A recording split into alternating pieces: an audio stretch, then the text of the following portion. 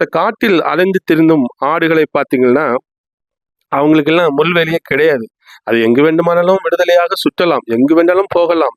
அது எப்படி வேணாலும் அது அலைந்து திரியலாம். ஆனால், அதற்கு உயிருக்கு ஆபத்து எப்போ, எங்கே, எப்படி வரும் என்று கூற முடியாது.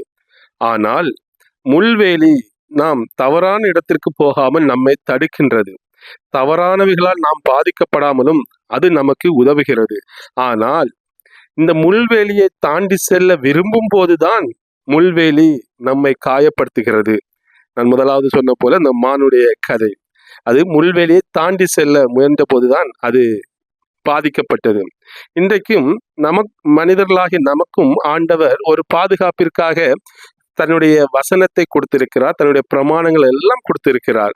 அதற்குள்ளாக நாம் வாழும் பொழுது நமக்கு அது ஒரு பெரிய பாதுகாப்பு. ஆனால் அதை தாண்டி செல்லும் பொழுதுதான் எப்பொழுது எங்கே ஆபத்து நேரிடும் என்று தெரியாமல் வாழ்கிற ஒரு வாழ்க்கை இன்றைக்கு இருந்து கொண்டிருக்கிறது.